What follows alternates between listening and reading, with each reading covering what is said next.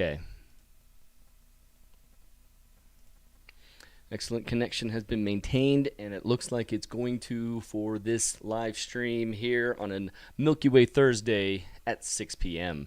So we'll see how many people join us tonight, and we will go from there.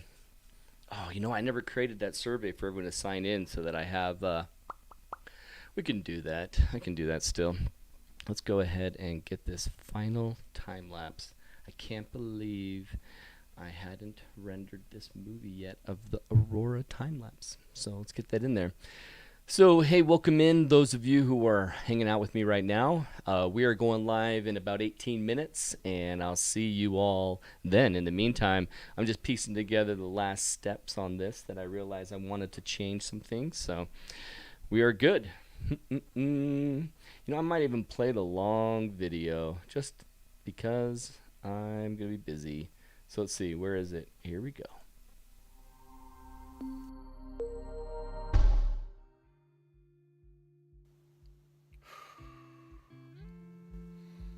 Day 3. This is the third place I've gone. Didn't go very far because I went up to the silo the first time, then went up to Salt Flats, that's 2 hours north, and back home, and then third night, the trestle. Actually, the silo is just about 18 minutes up that direction. And so this is close to the silo, and this is the train trestle. It's an abandoned train trestle. And 3 days into my 23 days of doing a Milky Way every night for the great Milky Way chase, I have to admit, I think the challenge so far is that I'm not getting a lot of sleep.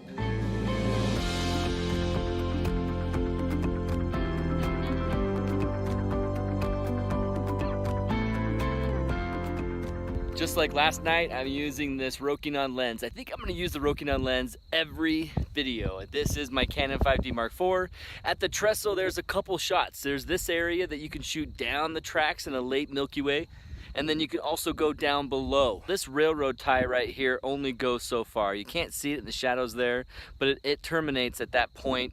It doesn't have any more railroad ties, and this abandoned, like, wooden cool trestle is awesome. And so I come here and I get a shot in the late Milky Way season, and I go down all the way, or I shoot down this and see the Milky Way all the way down at the end, or I go down there and I capture what I'm going to capture tonight. I was just thinking about how scary it is coming here alone. I don't know what it is about going across abandoned constructions and buildings. You feel like everything's haunted. I'm walking across this trestle already thinking about the ghosts and going, no, Aaron, keep it together. There's no ghosts here. There's nothing out here. You'll be fine.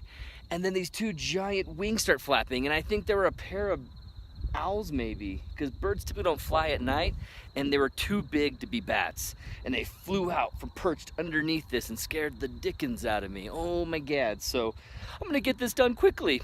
I'm out here now trying to set up my shot. This area below, can you see it? No, you can't see anything. There you go. That is the train trestle. Woo! So now I need to light this thing from this side where I can shoot through it and see the Milky Way. I've done this many times, but I'm wondering how I want to do it tonight, because I want to have my lights come at a different angle than where I'm shooting from. So if I am shooting from around here and see the Milky Way over there, I want the lights to not be in this angle, because then everything's really flat. I want it to have a nice oblique angle, crossing angle, perpendicular angle. That's gonna make this look good. So I think what I'll do is I'll put the light over there this time really, really low, shining across this way. No, first I'm gonna try a light behind, because I have two lights. I just don't need to show you guys me. So I'm gonna do a backlit rim light plus a side. I've never done that before. Okay, yeah. I'm gonna try that out. So I'm capturing right now. What I'm doing, before I turn this light off of me and I go and place it over there, I wanted to see how my rim lighting is looking. And so that is a little bit too bright. And so now I know to go back there, bring that down, and then come and highlight it. But it's spooky looking, it's cool. I kind of like it. I am going around trying different compositions. This time of year, when the moon is not going to be up at 12:52 a.m., I can wait for the Milky Way to go more vertical and get the shot that I can get from over there, looking down the tracks, and the Milky Way is turning up, you know? So it's nice. And so from here, being low, still kind of a cool arching panorama, what do I want to do? Do I want to put a Milky Way over this silo right here and then do a panorama like this? Or, I mean, on the right there'll be this lit trestle, and on the left there'll be dark silhouettes against the sky of a hill and a road and a fence.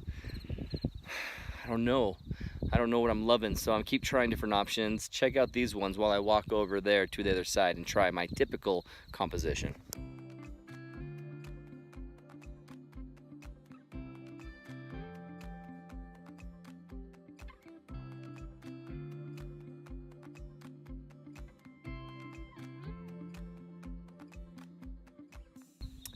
Okay, so I tried a shot up close underneath the train trestle. You can kind of see the wood beam there. This is something I've never shot, where I've shot through the train trestle and I can see the Milky Way core right there. Check out this. See it on my image or the LCD screen? You can't, it's a little too bright.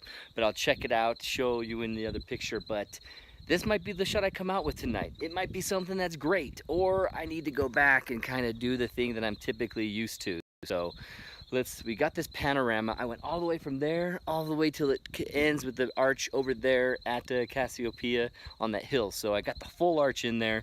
Let's see if this works. I'm at the light on the other side. I'm freaked out of my mind being out here on my own and going underneath the train tracks. I mean, I'm ready to get out of here. I feel like someone's behind me right now. So thanks for watching. If you guys are enjoying this, follow Photog Adventures. Go to our Instagram at Photog Adventures. Follow mine and Brendan's photography as we go out on all these adventures. If you want to hear all the behind the scenes stories of what went well, what didn't go well in our photography, and what funny thing and misadventure happened while we were out doing photography, follow our podcast. Check it out, Photog Adventures Podcast. If you guys like Milky Way photography or landscape photography, you'll enjoy hanging out with us. So see you guys.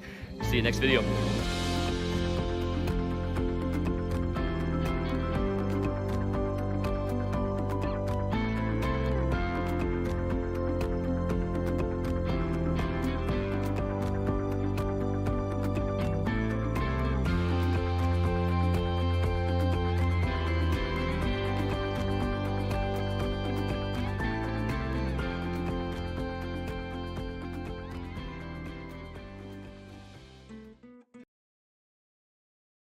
So we have about 11 minutes before we're going live, and looks like YouTube, well, come on, don't say that you have any errors. We're good. We're solid. We're solid on our stream. Let me double check my side of it. Yep. Looks like I'm not frozen over there. I'm talking, and you can hear me most likely. And double check this. Make sure that I am audible. Yeah, gotta turn this on. So we're going live in about 10 minutes, and we'll be live at 6 o'clock. And just so you guys know,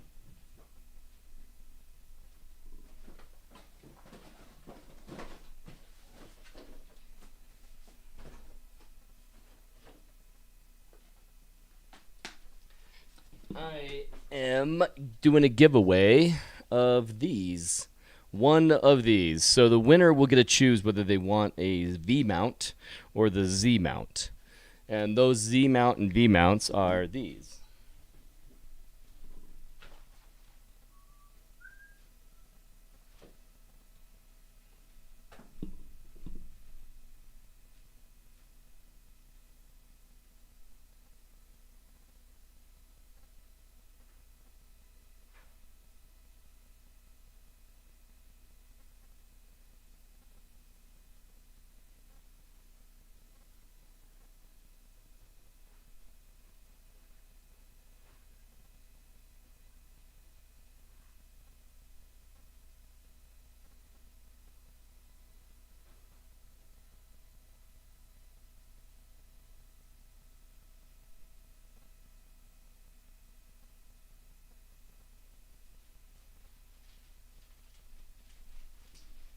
Oh, it was all the way in the other room.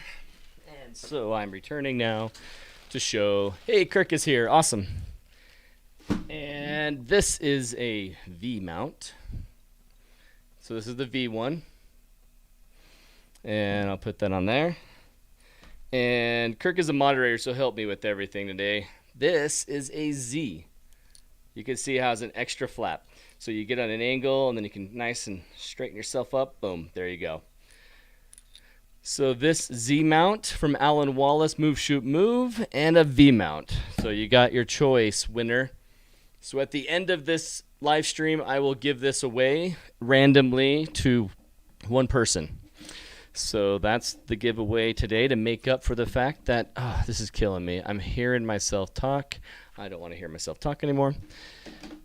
Just to make up for yesterday having a weird tech issue. And so I want to thank you all for coming to Milky Way Wednesday on a Thursday, and I'm doing a giveaway to make it worth it. So why not? So let me put this off to the side. Plus, I will give away, I'll put in a Photog Adventure sticker and a bumper sticker in the box with delivery of your package. So it'll come a little bit bigger than this so that you have plenty of space for the stickers to stay in nice shape. And we'll do that random drawing at the end. So basically, I will create... Kirk, maybe you can do this for me, man. Do you think you'd be willing to make a Google Doc through our photogadventures.com Google Suite? Make a Google Doc public that has 2 questions. I guess they need their address. So let's do 3 questions. Your name, your address, in case you win. I can make sure I send it to the right person. If you want to, should I ask for their phone number? But basically, Kirk, it needs to be a quick Google Doc survey that's going to let them go. They go to the link, and then they fill out, okay, here, I want to be a part of the giveaway. And then I'll have all the names randomly that we can put in a randomizer and give it away randomly to one person. So there might be 20 people who do it, might be 40. And that's a pretty dang good odds that you're going to be the one who goes away with something tonight. But I just want the survey, Kirk, to be at least these things. The name, the information of them arriving, where I need to send the package to. I got an itchy nose right now. And I want to know a third benefit of, hey, what topic would you like me to cover in Milky Way Wednesday? I have lots of plans, but I might as well ask you just in case I don't get to your favorite idea fast enough. So the only payment I ask of you for this giveaway is to tell me what you would like to see happen on Milky Way Wednesday, some topic that you'd like to cover. So then I'll know your name, the address of where to send it if you win, as well as what you would like to see happen. So sweet, awesome. We have 6 minutes before we're going to go live. I have a few things that I need to do still. Oh, man. I was so set up over here. I guess I could just switch the video out each time because I got that and that and that. Yeah, Captain Kirk, Starship Enterprise, Alpha Quadrant. That's where he is. This is his address. And awesome. So he heard me about that request. Do you think you could make that, Kirk? I could do it while I'm live, but maybe it'd be awesome if you did. It would be really nice. So, all right. I'm going to go live here shortly. I look okay, but I tend to get a little warm. So I think I'm going to change into my shirt only. And... what would be a huge priority? I know the huge priority. That's right. That huge priority. That will be awesome. Where are you? Oh, maybe it's this one. No? You're not open anymore? Let's find out. Dun, dun, dun. Oh, you really were closed. All right. Let's go ahead and move it over here while I do this. Cracked eggs. Open up. Download.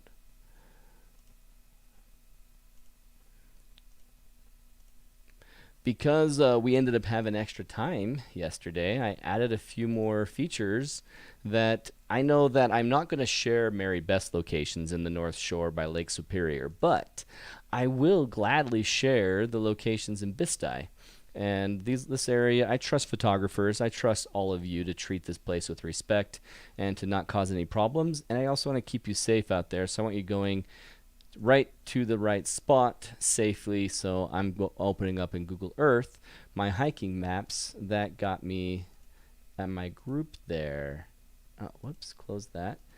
Okay, sweet. We are down to 4 minutes. 4 minutes. You know what that means? That means I'm going to leave you with the video and be right back. Location planning. There are really only two considerations that you should be making when choosing your location for Milky Way. One, your foreground. Using the composition tips that I gave you in the previous video, this one, you guys can see, and right here is the link, you guys can see that actually you blah blah blah blah blah. Want to see me? Use the video linked right here to go see my composition tips. Otherwise, once you've decided on a cool foreground, the other consideration is number 2, and most important, honestly, light pollution. You want the darkest sky possible. And so my favorite tool is lightpollutionmap.info. Lightpollutionmap.info is fantastic for showing you pretty up-to-date blooms of light. If you're lucky enough like me to live in the West Coast, the west side of the United States, then you're sitting here working around islands of light pockets. You've got light blooms that you have to work around in little city areas that are going to cause blooms of light in your image. And so you're going to want to make sure that your foreground and the light pollution play nice together, or if you're lucky enough, completely eradicate light pollution if at all possible. I have a video right here that you can click on right there that breaks down all my light pollution avoidance philosophies, and you can go into detail there. But one thing I want to emphasize is that depending on where you're standing near that light pollution bloom, you can mitigate it. Even if you have some light pollution in the distance, if you're further away, you pull that light pollution bloom down to the lower part of your frame, and so where it blooms up, it's not messing with the core. And check out this, you can even have fun with the light pollution bloom and it doesn't ruin your shot. So you don't always have to avoid light pollution like it's a plague, but if you can get it off of your Milky Way core, success. That's all you really need to worry about. If it's below the core, you won't care. The last thing, I do not use filters. I am lucky enough to go to locations that are dark enough that I don't care about a little bit of filter blocking a little bit of light pollution if I even have any. So find a great foreground in a dark sky location by checking lightpollutionmap.info and you've got a great spot for Milky Way. Next thing to consider is the clouds. Are the clouds going to be in the way? Let's check out that tomorrow. Thanks again for watching another video. I'll be back. Okay, you've decided where to go. You've decided that the moon's out of your way, but now you gotta get rid of those danged clouds. Which hour should you go, and will it work? Here are the 2 websites that I use to check to see if clouds are gonna ruin my Milky Way. Number 1, cleardarksky.com. This site is only available for those of us living in North America, Canada, US, Mexico, and Bahamas. You go to Clear Sky Charts. I'm in Utah. I'm gonna go to the list first and show you. Here's a quick way to see everywhere in Utah and see all the different stations and get the information for their sky charts really fast. So let's go to the map. I was in the Salt Flats last week, which are over here, and the closest pin is this one in the Knoll. So I'm gonna go to the Knoll Clear Sky Chart. Blue squares are good, white squares are cloudy, and you can see that it's breaking it down hour by hour by hour. All of Tuesday, here's all of Wednesday, and part of Thursday. ClearDarkSky.com is fantastically accurate and great because of all the stations that are local right there, and that's why I love using it here in North America. But even though I don't have to use option number 2, I always add it because working them in together in tandem is a better way to know for sure whether you should go out. Option number 2, clearoutside.com is fantastic and it's for everyone else in the rest of the world. You get more than 48 hours. Click on Tuesday, for instance. Green is great, and everything else going towards orangish red is bad. Huge benefit of clearoutside.com is that it breaks it down by elevation, high elevation clouds, middle, and low. So you're gonna see if there's a low covering coming towards you, or maybe you wanna plan a sunrise where you get that early morning glow before the sunrise happens on those high elevation clouds. It's gonna show you right here. You can see total clouds just like we got in Clear Dark Sky, but you're also getting low clouds, medium, and high. Oh, awesome, 2 o'clock and 4 o'clock, I'm gonna see an International Space Station fly over. You don't get that information at cleardarksky.com, so it's awesome to work these together and get all that information combined. Thanks guys for watching. My mic is on. And welcome into Milky Way Thursday, the famous Thursday night that we all hang out. Okay, it's not Wednesday, but welcome in. Welcome in. I'm Aaron King with Photog Adventures, and we are doing Milky Way Wednesday a day late. Oh, have I set up that one? I don't think I have. Let me go ahead and make sure that I can get the chat over here. I think it's still what I have copied and pasted. Let's just find out. Let me just go. Did the paste happen? Oh, nope, I don't have it. Okay. Hey, everybody. Welcome in. I see that the favorites, I say the favorites, anyone who shows up is a literal favorite of mine because you came to a live stream with me, so I love you for coming. But I see that the regulars are here, and we have a great group showing up to make this fun for me and for you all to be a part of a Thursday Milky Way Wednesday. And boom, there we go. Got it. Sweet. Starting in 20 seconds. Welcome in. Aaron, are you going to be near Death Valley in June? No way. Are you kidding, Jeff? So hot.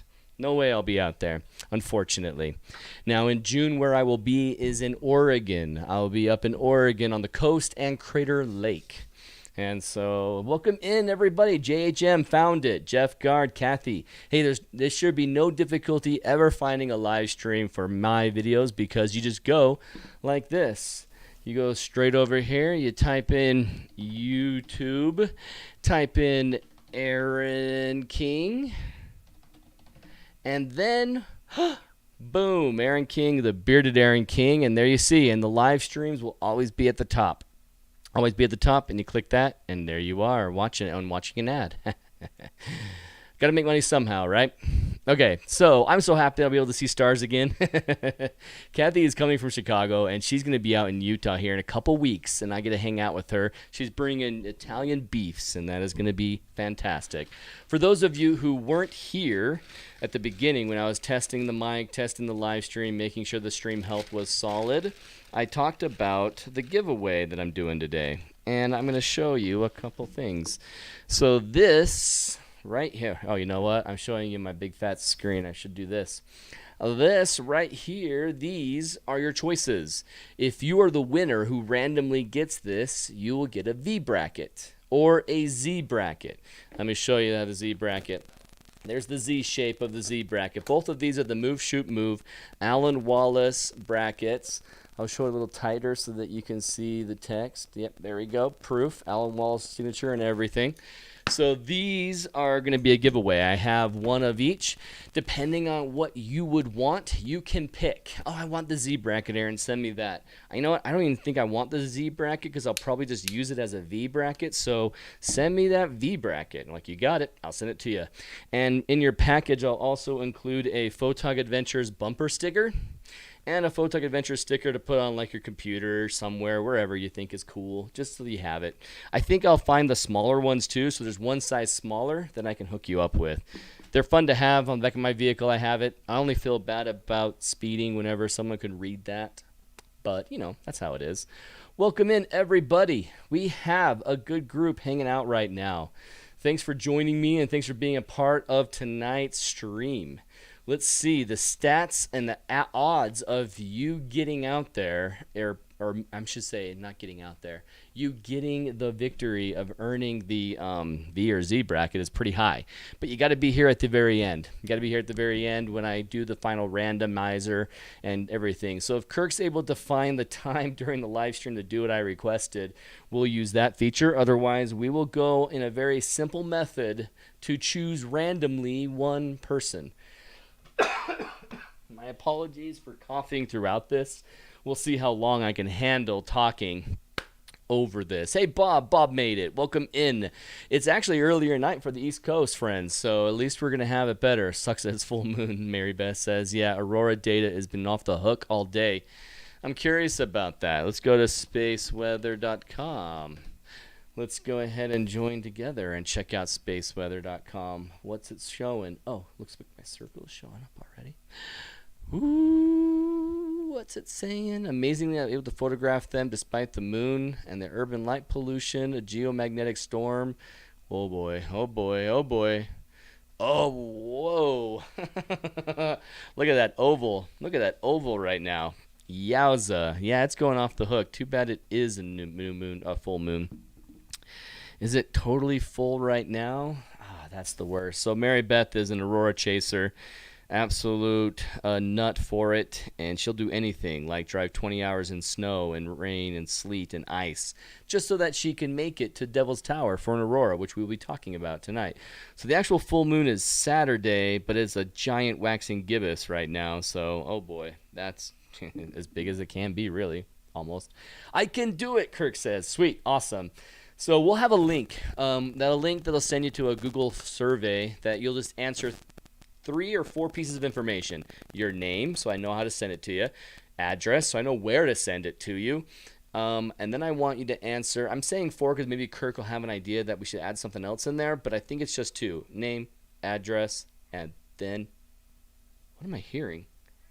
Oh, it's some dog outside. Okay. Name, address, and then one thing I want from you. I want you to tell me something that you would love me to teach on Milky Way Wednesday so that I can cover that and cover a topic that you're interested in. That would be awesome.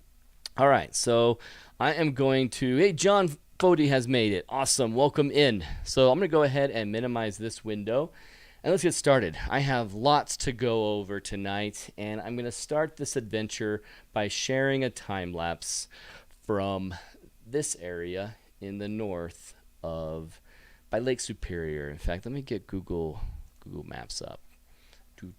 Zooming this out. Let me show you the video now. This one actually has some sound, so sorry if it's too loud, but you can still see me and hear me. North Shore, Minnesota. So this is just Orion. I wonder if that's too loud. Turn the music down. Just in case that's too loud on your end. Well, survey Kirk is the address I need to send them, but you think I should skip that, Kirk? I can just find out from the winner. They can send me their address privately. Yeah, I'll do that. Just your name and your request for a Milky Way Wednesday. That'd be enough, right, Kirk? Full name, so I know it's the right person. If you're John, the same John. And exactly, Kirk's on the same page as me. Sweet.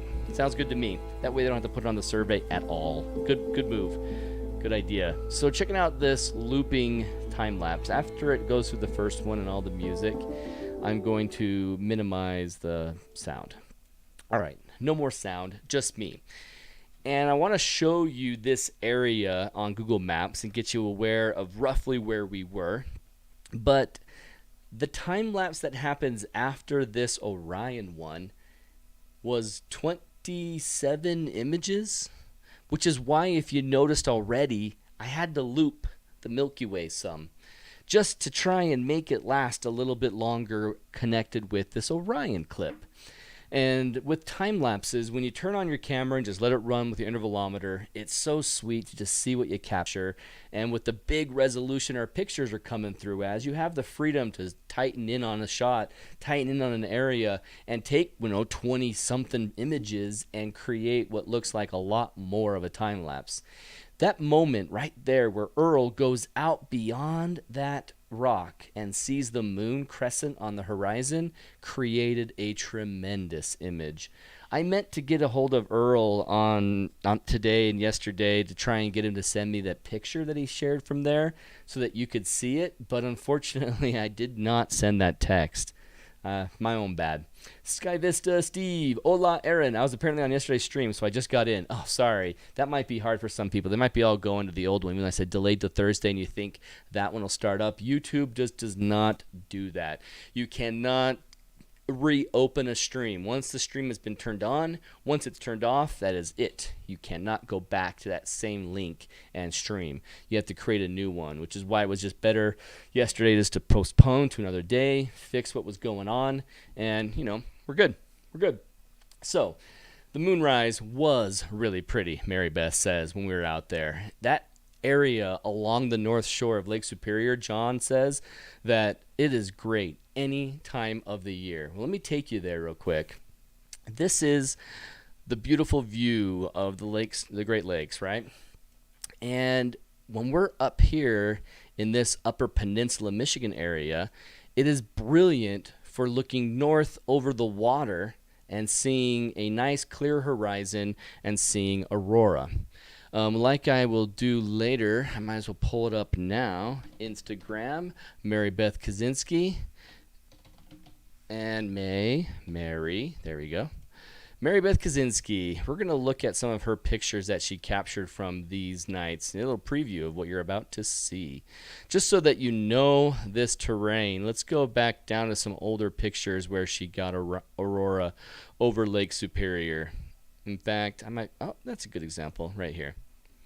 So this is looking out over Lake Superior. She's particularly, maybe, where is she in this spot? Apostle Islands area. So this area is showing that Lake Superior brings down the horizon. There's nothing in your way. An unabated view of the aurora, which is what makes this turn out so strong. And so when we come to this spot up here, we're looking for aurora, but we also wanted aurora up near the Canadian border. There's plenty of subjects that we thought would be interesting, that we could be north facing and see the aurora, but then we also wanted Milky Way.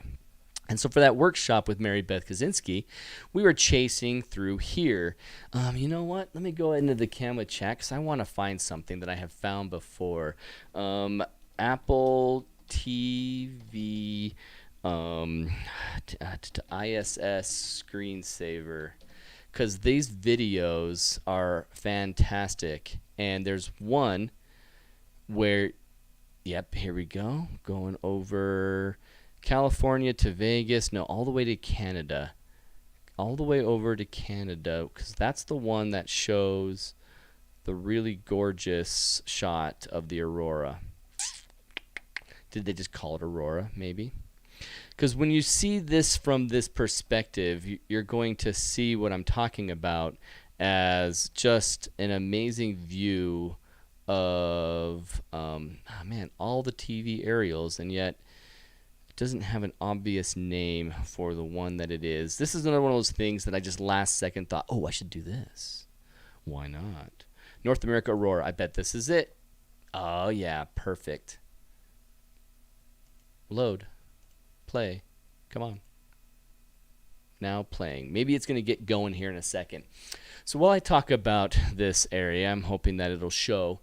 This strip gives us a southern eastern view, perfect for Milky Way, beautiful terrain, a view of Orion even if we can find the right spot, and then also a spot up going in for aurora. We ended up not having any aurora nights work out during that stretch of the 7-night adventure. This is just not going to play it, really. It just shows nothing. North America Aurora Apple TV. I'll just do a search for that. Aurora Apple TV screensaver. Come on. I just want to show that perspective. It's so good. It's so good. Look for videos. Come on. One of these videos is going to be the correct one. That's not it, but that's a good example of one. Ah, bummer. I wish I could just show up my Apple TV and let you watch it right now, but I did not plug it in. I'll do that in a future Milky Way Wednesday where I show that off. But it was, yeah, Mary Beth says, it all happened after, like now. Yeah, it completely took it away from us. But along this coast, let me go back to my IMAX screen. When you're going through here, you can see this aurora happening. Let me just zoom out on the Earth. So when you look out and think about the curve of the Earth, can I just, yeah, there you go. That curve of the Earth, the height of this area.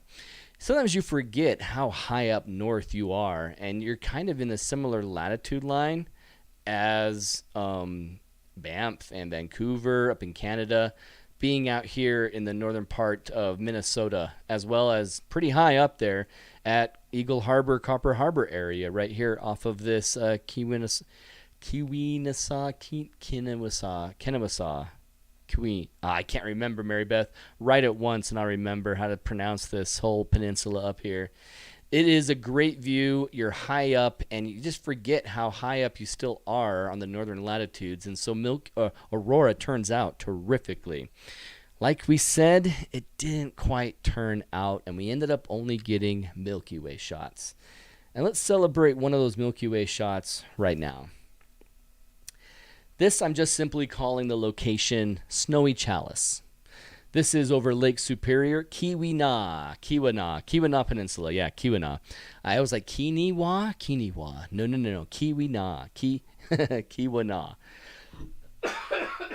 Oh, my voice. Okay, it's going to be okay. We're going to get through this. But checking out this time lapse as it's looping, you can see this gorgeous view looking through the snowy chalice of this canyon that's coming down. And it was a hope, you know, it was someplace that Mary Beth had not quite been yet. We found it through great effort of going around in, Aaron, it's Nihar from Michigan. Awesome. So you might even know this area if you have gone onto the North Shore side, Minnesota side of Lake Superior, Nihar. And so this one is just, it's, to put into perspective the time lapses I'm going to show tonight, it's during these areas that I have other people with me, and I am not available to really run my camera. So I'm just doing a quick time lapse, and I just do a quick run through and put it in where I can out of everyone else's tripod's way. So it's not my favorite composition. I'm over here with more of the tree. You can see the lights going off with everyone kind of turning lights on here and there. But it's really nice to see the Milky Way come through in this view. And so what I'm going to do, I'm going to open up this one on my screen here so we can talk about it, where here's Aaron talking about it using his mouse. And you can see it moving through, just having it nicely peek through these trees. It's unfortunate this shape of rock, this little sea stack. Oh yeah, I got to get this thing on loop. I'm going to go ahead and pause it here. This sea stack out in the water, you can see how it's frozen a little bit out onto the surface, but this section has a lot of snow on it.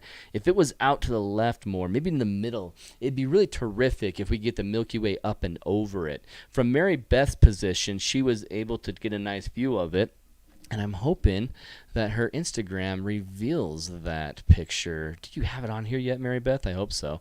Let me go back up to the top, and yeah, here we go. So this was her best version of the picture from this spot, and it's gorgeous. The Sony a7 IV, as usual, Mary Beth really keys on a great foreground and gets a good composition that carries her image all the way through, and then she gets that Milky Way. She had to wait very long for it to get here. So watch this Milky Way move across the sky. Thinking about from my perspective, it's halfway through the night and it's getting towards morning and it's finally touching this rock. So when Mary Beth is over here on the left side and she's wanting the Milky Way to be touching that rock, she had to wait right up until dawn. Look at as the colors start to change in the sky. You can see that astro twilight is creeping in right here. And that, during that time, is when Mary Beth captured this. And so she loses some of the detail on the horizon, but she tears out so much, she brings out so much with her post-processing that it turned out really terrific. And it just, I loved having the row of Fuki in there with the tree underneath and kind of centering, balancing this and putting the Milky Way off to the left. And it's just a nice, tight shot. She used a 24-70, she said on here, and it turned out just terrific. And so this adventure out in Minnesota became a really terrific one for Milky Ways. Let me show this other one. This is not a great time lapse, but it is going to turn out to be a great example of this area. I personally hate how the light from the terrain off to the left was on the whole time, but it did light our subject. It did light everything up. And so you can see our little group right there with Earl, Molly, and Mary Beth, and they're capturing their pictures, and over time it's starting to become twilight, and the moon, not the moon, but the sun will start to rise on this image. And I'm going to let this keep looping while you can see it go through here, but just look at the ice just escaping right there. There's a portion of ice that breaks off and then finds a current that takes it out into Lake Superior. And all these other chunks are just sitting here, what I thought was pretty still, but now in the time lapse completely can tell how most of those were shimmering back and forth, back and forth, back and forth. Let me pull that one up the same way I did over here on my screen. This area I call Frozen Shore. It's along the North Shore, and you're looking out towards the Milky Way with only a little bit of light pollution very far in the distance, nothing at all ruining this shot of the Milky Way. And you can see how these are just blasting, like shaking. Zzz. This rock right here, when there's not snow on it, it has a great view of the horizon, and it's a really gorgeous looking terrain.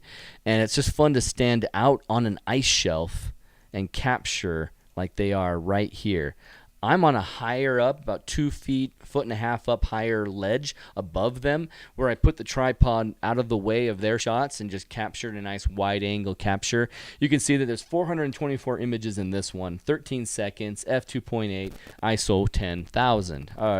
10,000. So 10000. Very high ISO. Very high ISO for this. And just like with the Snowy Chalice, I kept the exact same settings. So you can see how the conditions, like I talked about a few Milky Way Wednesdays ago, they really make a difference in what's going on. It's not so much what you do with your camera as often as it is the conditions of the terrain, the conditions of the location that bring you that best shot.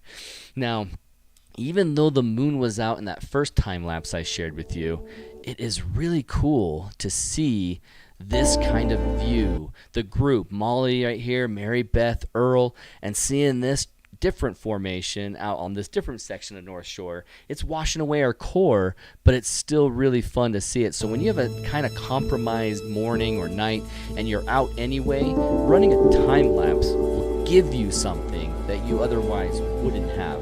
So I completely recommend doing a time lapse anytime that you're there still and you can put the camera down and let it run. In fact, going back to the frozen shore one, 90% of the images captured on this time lapse were taken while Earl and I were staying warm in the vehicle. You can see us kind of moving around right here, and now this camera totally left alone. Earl's finishing up his shot, and then Molly and Mary Beth are doing less with their cameras, and we're just running a time lapse, waiting for that Milky Way core to be in a position that you want to use. Mary Beth commented, "I can crop that in, and you'll have still a wonderful shot." I mean, cropping in right here with the ice, it's okay, Mary Beth. If I was there and I could focus on a better foreground, even using this composition's fine. I just would want to try and get a, like you guys did, where you captured off an exposure just for the foreground. But it is really fun for a time lapse. And so I spent most of the time in the vehicle being warm so that I wasn't freezing to death and catching up on sleep, and let the time lapse run, and I can come back and enjoy how the night went. And as it gets towards the morning, the light here starts to fade away, and it stops being as obvious, and it's morning light, and oh, come on, right here.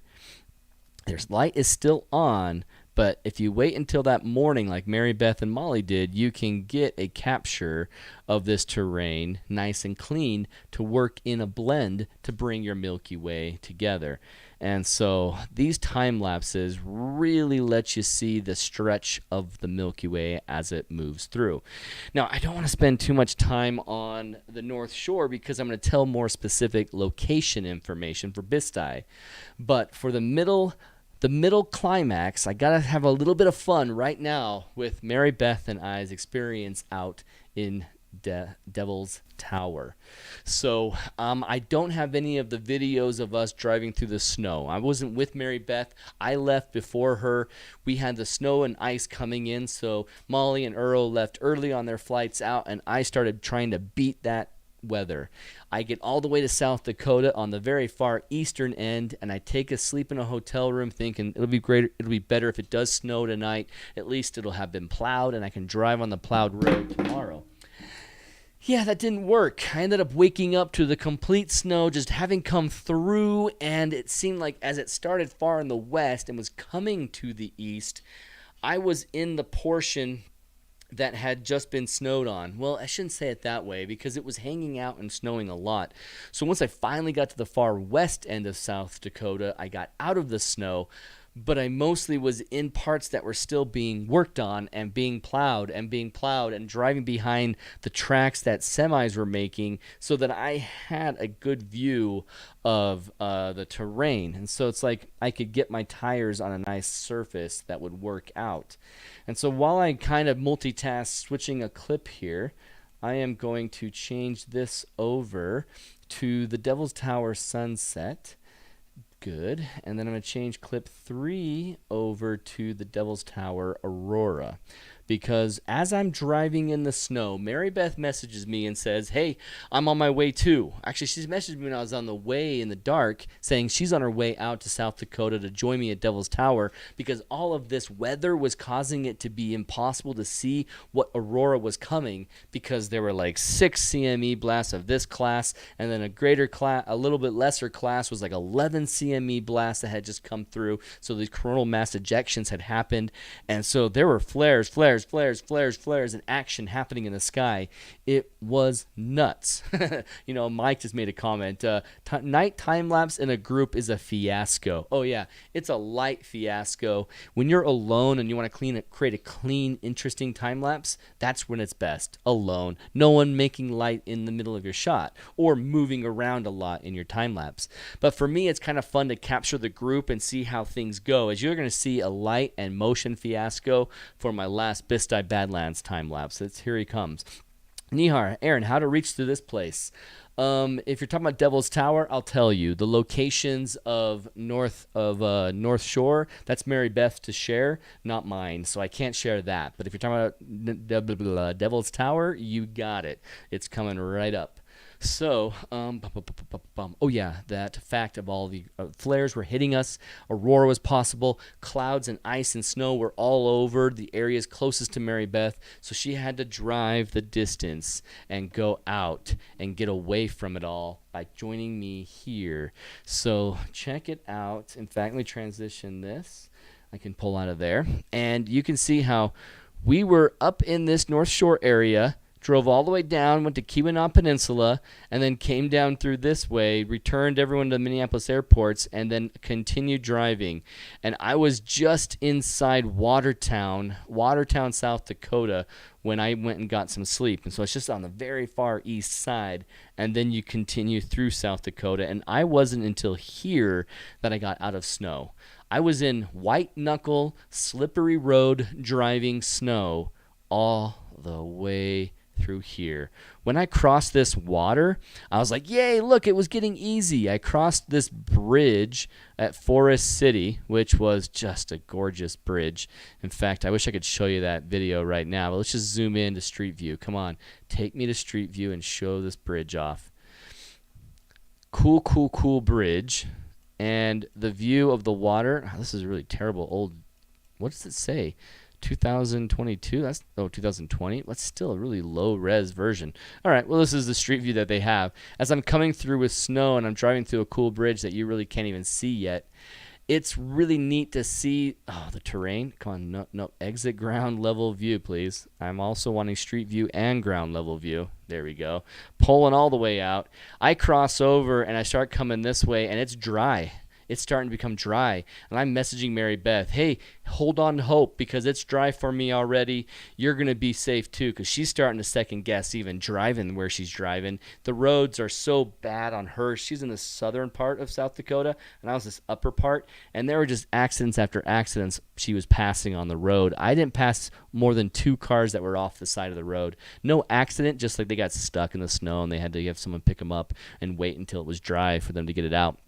But she was second guessing what she was doing. I mean, she had just driven from this far point. Yeah, we were all the way out here, and then she had to drive all the way through there, hit the snow and the ice, and was second guessing coming down to here, which is Devil's Tower, this square of Wyoming, northeastern square, Devil's Tower. If that's the question you're asking, Nihar, was how to get to there, Devil's Tower is up here, and Close Encounters of the Third Kind Mountain is what it's also known as, I guess, by this link.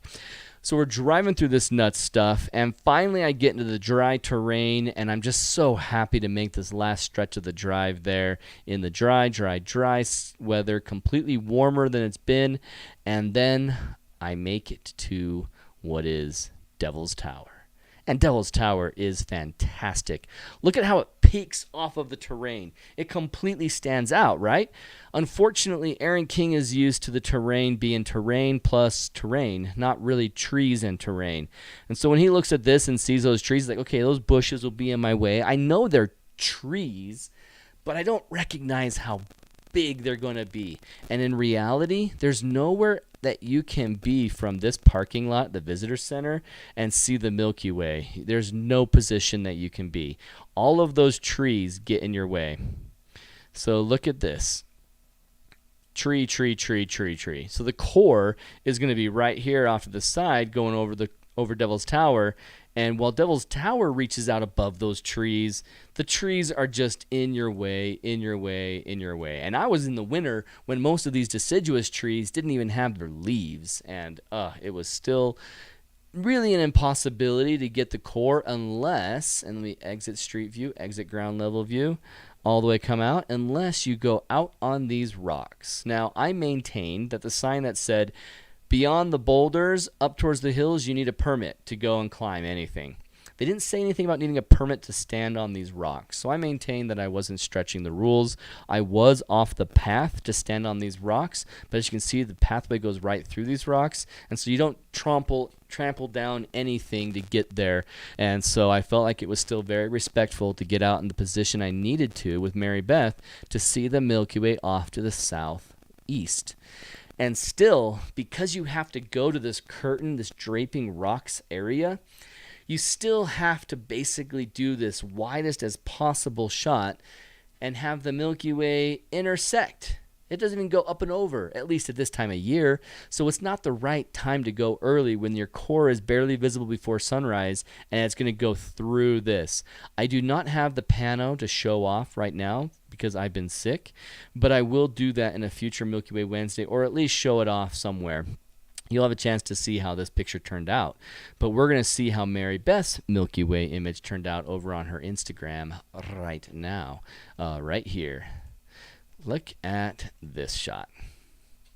This is a good example of how you have to get away from the trees to make Devil's Tower plus Milky Way work.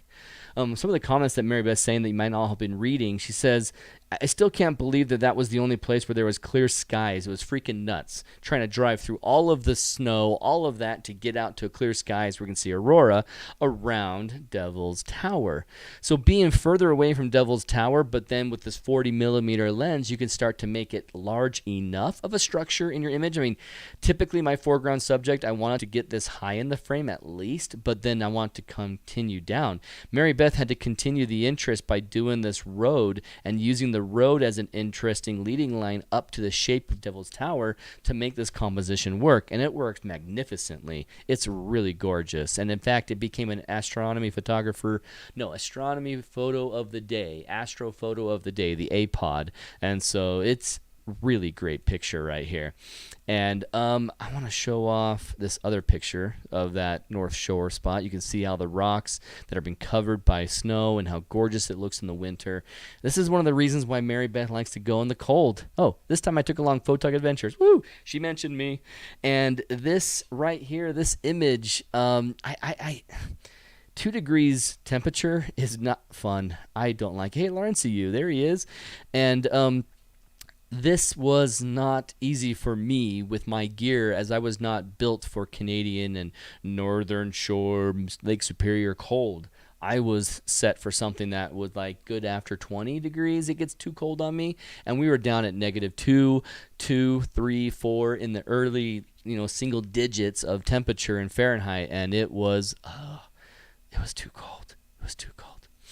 But let me see any other Mary Beth shots. So here is what you're about to see. From our perspective, trying to get away from the trees, we were trying to capture what was an obvious aurora that night. What was crazy is that when we were trying to be early, we were late. 10:30 at night.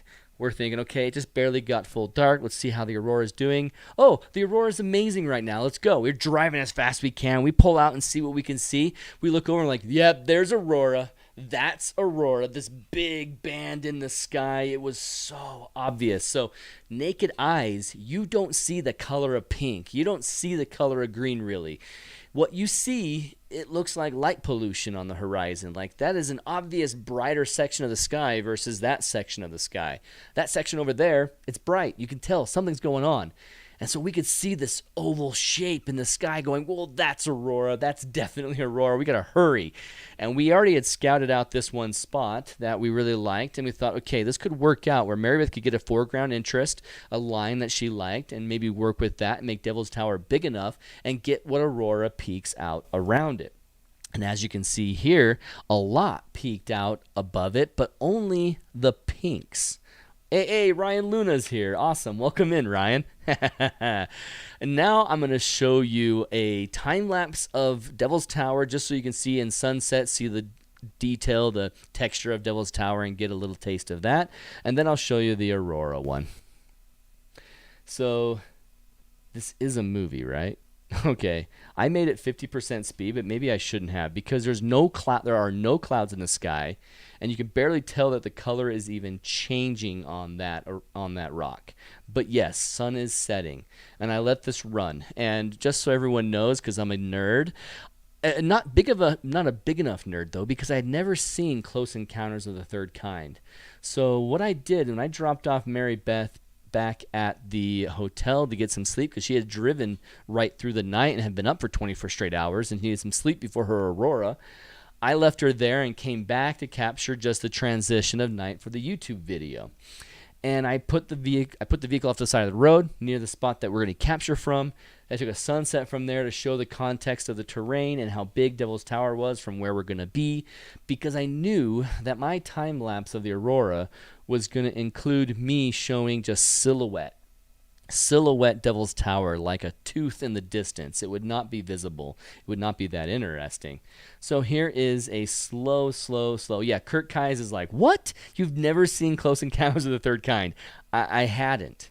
So what I did, hand in your nerd card. Okay, I can't have a nerd card anymore. So at the hotel, I downloaded it and I rented it from iTunes so that I can watch it. And so I'm sitting there while this time lapse is going off. I'm sitting in the vehicle watching Close Encounters of the Third Kind for the first time in my life. So it's kind of cool, Kirk, to earn my nerd card back that I watched it for the first time underneath the tower that Richard Dreyfuss created out of mashed potatoes, the Devil's Tower. And so it was really cool to watch that, and ended up finishing it just before the Milky Way shot. I watched most of it, stopped it for Aurora because this was happening and I had to do a time lapse of it. Now remember, wide angle, just a silhouette of this scene, not close like this picture and not like Mary Beth's picture. It's much worse. But you'll see the activity being really hot at the beginning of the time lapse and then fade away, which was so sad. But look at that pink. I really anticipated it to be higher up in the sky potentially and go crazy, and I didn't want to miss out. The last thing you want to do when you set up a time lapse is forget where your interest might go. You don't want to accidentally capture something that is not including the whole scene. So here it is in the second kind of composition of the changed battery. You can see how I included the trees up in the top right corner, and then in the first capture I have that cut out.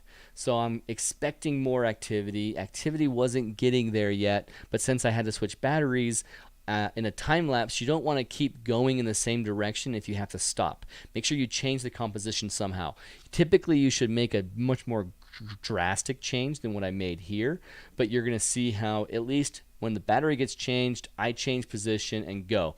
And I just gave you the raw images, all of them, including the on the way there shot, which is why it looked like it had like a nice transition segue up instead of just going cut. But the time lapse of the blast of the aurora, the pinks of the aurora, I think, and I'm not sure if it's because of our eyes staring at the back of the LCD screen and getting pink burned into our eyeballs, but I swear when we would look up at that aurora, you can just see a hint of pink in it. Like it was that bright at that beginning. It was that bright. Oh, it was terrific. Oh, 6:41. Man, I am loquacious. Dang. Time for me to shut up so you can hear the Bisti stuff, because the Bisti stuff actually has tips and things. So looking at this time lapse where I can control it, you can see right here the blast. It's like boom, aurora. And like Mary Beth would say, when the BZ turned south, she's like, it went bloom, it blasted. It's kind of like an example right here of boom, blast, psh. And right here you can see how hot this pink was in the left corner. Right by the Milky Way Adventures logo, you can see how, man, Milky Way Adventures, Milky Way Wednesday logo, man, that is like a car is backing up on me and light polluting the sky. And so this is what Mary Beth and I saw. But what I'm going to share with you next, oh, you know what, Kirk? I need to send myself an email with the link that you sent me. So I'll let this run in the background. In fact, I'll just go back to this one. So Kirk was in Oregon, and Kirk captured a nice time lapse. And with that, his perspective, he was able to capture the horizon where you saw the green, because there were green, and that green really stood out. And sending. Send anyway with empty subject, that's fine. And making sure that my email is up. Okay. No subject, Kirk. Okay. I'm going to pull this over. Close that out. Maximize this. Full window it. And make sure that it's coming through on the highest resolution possible. It says HD, but I don't believe it. Doesn't seem like it yet. There we go. Now it is. Now I'll flip over to you guys. You can all see what I'm showing. This is Kirk Kai's aurora over a church in Oregon or Washington. You'll have to tell us in the chat, Kirk. But those pinks that he saw in the beginning are the pinks that Mary Beth and I were seeing over Devil's Tower. The blast, the height of the pink blast. You can see how it's reaching up a little higher. And Mary Beth and I are seeing those curtains, but not the green curtains. And then you can see how it really does die down significantly and then have little moments of heat blast. Boom, boom, boom. It's not really hot, but just moments of pink blasting through there as the curtain kind of shows up and shimmers. And then you can see, like Mike was saying, time lapse with people, man, with a group. But we didn't see this green on the horizon, just Devil's Tower in that position. We could not pull it together without going away from Devil's Tower, and that was a loss. Look at that. Oh, that's so gorgeous right there. Ooh, like oversaturated towards morning right there, all low, all below what we were capturing. But man, that was quite an aurora show. That was quite a show. So while this is finishing, I want to remind everyone that, Kirk, when you have that link, just hook us up with the link in the chat, and I'm going to click on it as well. Basically, if you want to be in the running for the one of the X or the Z or V bracket from Alyn Wallace, Move, Shoot, Move, then you just need to fill out the survey. The survey is one question of your name, first name, last name, and then the answer I need is just, hey, what would you like to see on Milky Way Wednesday? I have a schedule of things that I'm excited about, but maybe you're looking for something specific that I should do first, and then I'll come back to it. And so make sure in the chat, Kirk, that link, if you got that Google Doc up, we will contact the one who wins with the requesting for the address once we have that. Oh, it was Washington, up near Spokane. That's where Kirk was. That's what he says right here. Okay, awesome. So, Aurora, we are now in the final stretch here. We're going to talk about Bisti, and I'm going to talk a lot about the terrain and where you should go. If you go to Bisti Badlands, or if you've never been, here's some recommended areas that are really close that I really fell in love with my workshop last week, and it was terrific. And we'll enjoy some more clips from there. So while I do, you know what, I'm going to go to the iMac screen and share this. Google Earth. Let's jump to Bisti right away. And let's do the hike out to Bisti from the trailhead. If you're not familiar with Bisti, it is just south of Farmington, New Mexico. And it's this terrain that's just quite terrific, and just this Badlands area stretches out all underneath here where it was once underwater, and it's just gorgeous. The erosion has created just an amazing setup. All the life is civilizations up here, and you just go south about 45 minutes and you are there at the trailhead. And at this trailhead, plenty of places to park. A lot of people are out here typically, and sleeping and set up, but they're not out there at night, and they have this funny angle that you have to go out of the gate. I don't know why it isn't just right there, but maybe because it can wash out more there or something. So they put it off to the right so they didn't have to repair that much. So the gate is out at this angle, and I'm going to take you on this blue trail that is all the way out to the cracked eggs. And you can see how as you're going on this trail, you cross a wash, and that's where if you have bad hips, bad knees, but you think you could hike out 2 miles out, 2 miles back, then you should do this still, because it's really flat terrain. It's very easy terrain. It has uneven sections, just short sections that are, but for the most part you're walking on just someone's grass backyard. You're just walking out there, and you don't have to go uphill for anything or downhill. You are just going off along a very even, level, flat terrain, except for the washes. You got to jump down like a 1 foot drop, sometimes a 2 foot drop, and then you stay off to the side of the wash. Then you cross a wash again, and then you keep hugging these walls because you can't turn into the cracked eggs because the cracked eggs are back here. You can't just go at a vector of straight linear path right there, so you got to go kind of around these walls, and that forces you to cross the wash a couple times. Like you think, I'll just stay on this side and not cross the wash, but then you have to cross the wash because here you go, this is this rock in the way. Then you got to get back across the wash to go around, and you can stay on this side of the wash until it curves in front of you right there.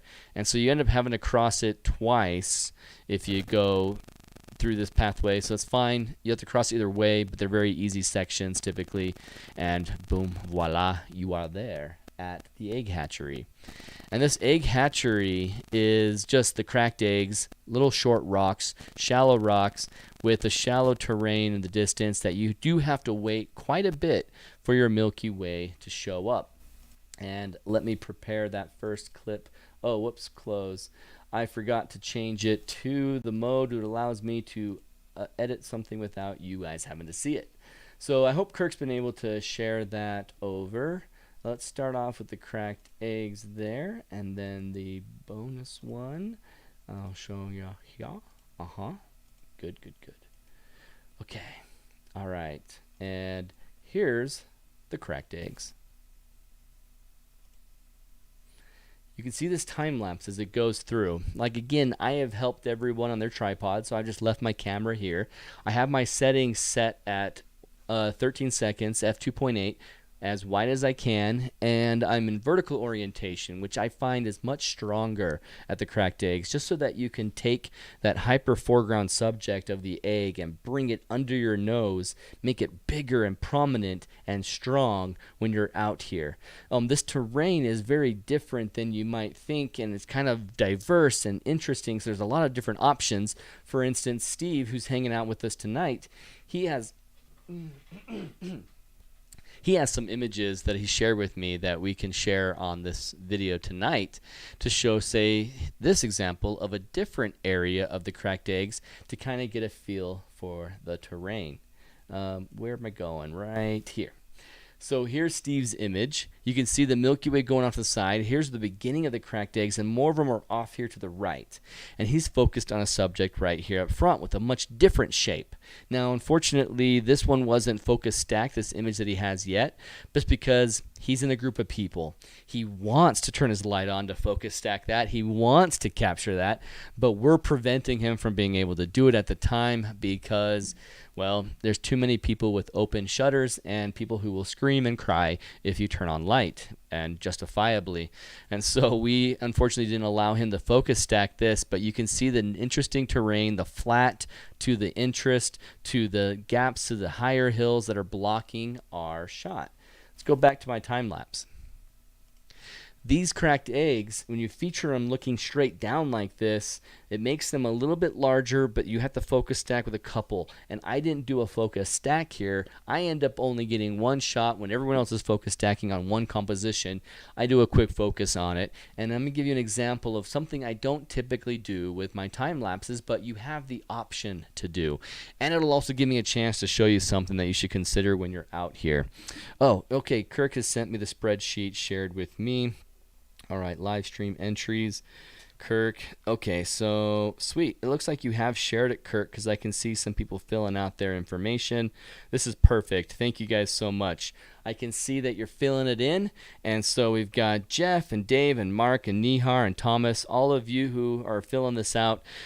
Give us your name and then the answer of what you would suggest a Milky Way Wednesday be on, so I can cover something that you're interested in, and then I will randomly pick someone through that first column and pick someone who will be the winner of tonight's Z or V bracket at the very end of the live stream. And so it's 6:52. We're going to go a little bit past 7 tonight, and that's when the live stream will be delivering it. So hang on, hang with me. Otherwise, you might not know that you've won, because I'll have to tell the winner to quickly send me an email with your address, okay? All right, here we go back to this. So this is something I don't normally do, and what it is I take a foreground shot that is separate and then just overlay it on my time lapse, and it looks okay. You can see how it's really not bad. In fact, it's quite better. Obviously, it's better than the other one, but the thing that's not great is that the activity in the time lapse isn't there. It is a flat moment that is just frozen in time. So where lights were moving around in the previous time lapse, you don't see those in this one. So I'll show you that by giving you an example side by side. And that, I have to just set up the video here, and here we go. So now this is the time lapse of the original on the far left, and then the one right next to me is the one with the added foreground. So you can see the better view of the foreground. All that noise from an underexposed foreground is gone. The darkness of the capture is still matching the darkness of the original time lapse, but I have it focus stacked, and I did have it exposed a little bit brighter, and I'll show you here on Adobe Lightroom in a second. But you can see how the time lapses fit really well, but there's one thing that I did to make it work. As you know, you expect to have a different in your horizon. I did one trick that I told those of you who are a part of Mary Beth's crash course. You know that we say that you can't always just make the foreground larger to hide the fuzzy, blurry background foreground. You can't always do that and get away with it.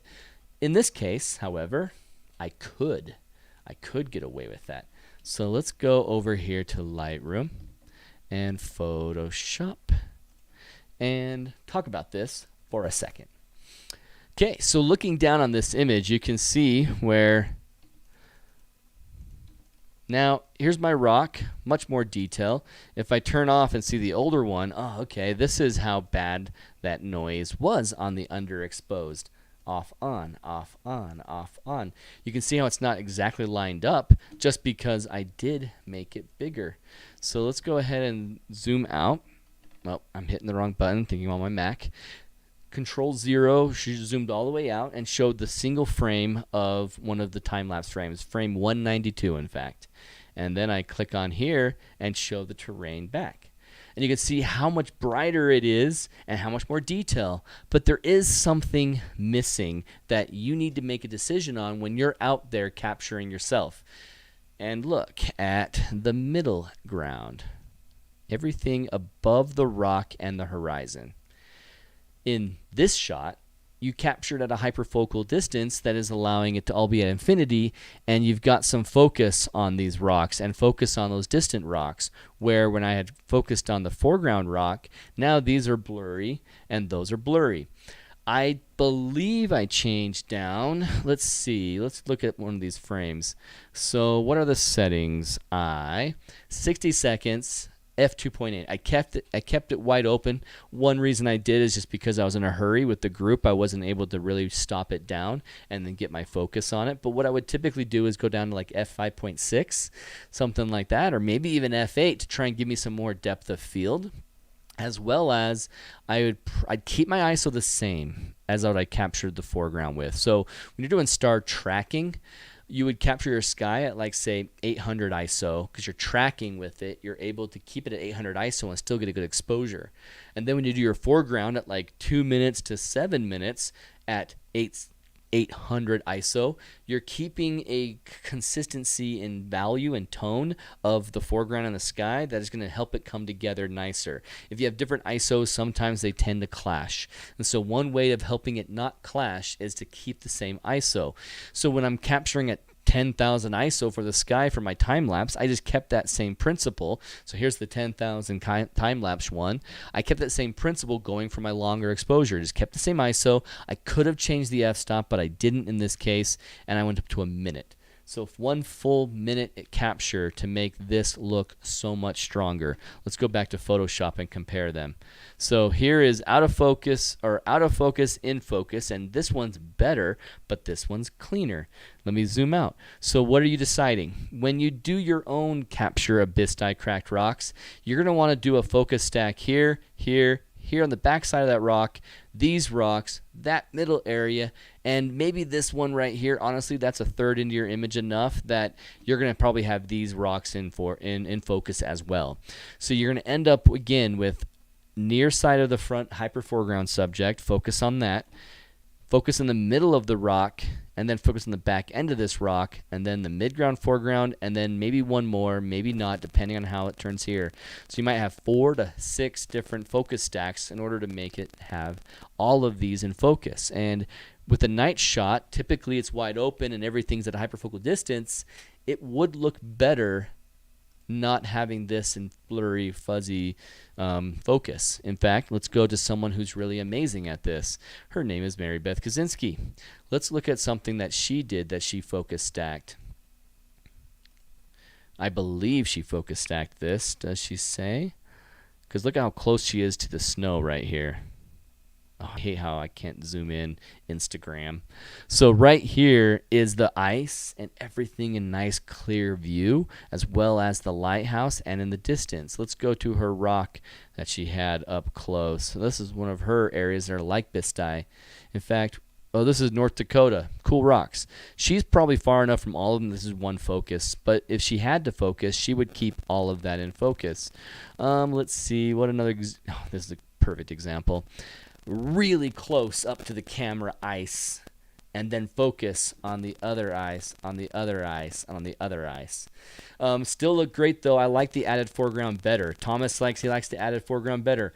And Cam with chat. Chris says added my Milky Way Wednesday suggestion. I don't know if I did it correct. Let me see what you wrote, Chris. Yeah, you wrote that great. I understand what you're saying and requesting. And now you're in the running for the Z bracket and V bracket. Mark McMillan has an all caps question. Thank you for doing all caps, so I saw that. I got some good shots at Flat Top that night. That's right, Mark was out in Bisti, and he got some great shots at Flat Top that night when he left us from the eggs and went over there to the Flat Top area. And Kirk is reminding you guys right here, enter the contest to win. All it is a random from your first name. Your first name on here, we're going to randomly choose one of you and you're going to win. There's no like signing up for an email. There's nothing like that. It's just you're going to get this and you gave me a recommendation for something cool we can do on Milky Way Wednesday. So that's it. That's all you have to do. Nothing to it.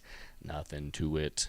So focusing on the full screen, going all the way back, will probably be a consideration all of you should make when you do something like this shot out there at the cracked eggs.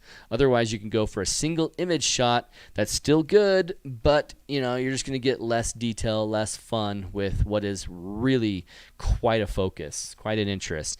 I would have chosen a different rock if I had my opportunities too. I would have chosen something with a little more texture and character, but I love this one still. I really love this terrain. It's quite fantastic. So let me go back over here and let's talk about one more thing that maybe you weren't aware that I want to point out. So let's do the one with the foreground in view. And what I'm going to do is I'm going to play this video and reiterate one of my favorite tips. So this particular set of images, they come from a 1 hour, just like shy of 1 hour. It's like 58 minutes of time has passed in this time lapse. So from the beginning to the end, 1 hour time has passed, right? Remember when I talk about this? If I put a circle over what is the row of Fuki, I'm telling people, once you find Antares, once you see this star Antares and you can see that rake that is happening off of this, you recognize, okay, rake, this is the row of Fuki complex right here by Antares. This is row of Fuki. You'll recognize it eventually. You'll see it in all your images. I mean, look at Mary Beth Kaczynski's shot back here where she keeps in the row of Fuki. Oh, you don't have it included for your other Devil's Tower shot. She has one where she's in the image and then she got the row of Fuki back in the shot. And the row of Fuki right there. The row of Fuki right here. And the Scorpius constellation with that rake shape that's happening right there. So when you go into this and you see that dot, that yellow-orange star, what do you know? You know precisely where the Milky Way is going to be in an hour. And this is just a little shy of an hour, plus the real timing is like a minute 5, a minute 10 or some I'm sorry, not an hour 5 minutes, an hour 10 minutes is the real timing, but you'll see exactly what I'm talking about right here. As this time lapse continues through an hour of time, you can see how this core is just reaching and reaching and reaching and going exactly in there. Oh, Mirabeth said it's on the book face, but yeah, I didn't upload to Insta yet. It's too bad. The book face. Don't make me laugh. I can't with this voice, this throat. Let me show you it again from this perspective. And you know what? Let's place it. Let's see. Let's pause it right here. And see where the very beginning of the shot, actually. So here's the row of Fuki, and here's where the core is going to move. So imagine you're nearby this. You're in this area. And you want to figure out when is the Milky Way going to be right next to this tree or right off of this rock. Imagine that this right there, row of Fuki, the star, Antares right there. Imagine it was closer to the rock and it was exactly where we wanted. And we're like, oh, wow, it's next to the rock. In 1 hour, the core will be there. The core will be there. Check out how it goes. Let's reiterate how the motion happens and how it works. As you can see, as the Milky Way time lapses brilliantly right into perspective, right there. And there it is. It really does follow where Antares is. Antares is awesomely an hour ahead of where the core is going to be. And so this is such an interesting tip at the beginning of the Milky Way season. So do not forget that when you go out next and you're wondering, okay, where's the Milky Way? When we were in Bisti and we were going through all these different locations, like this one. Oh, I don't have a time lapse of that one. I like this one. This is another picture from Steve. We were constantly looking up and over these rocks and going, okay, where could we go? Where's that Milky Way going to be? And we'd see on the horizon, oh, there's the row of Fuki. And we would know, okay, that's where the row of Fuki is. It's down here. It'll get into position for us.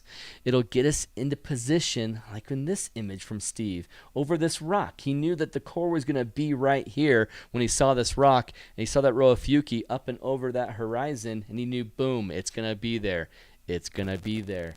And as we watch the row of Fuki kiss this rock off to the right here, we knew that the core, off to the right here, we knew that the core would eventually get off to the point of this rock and give him a core right next to it.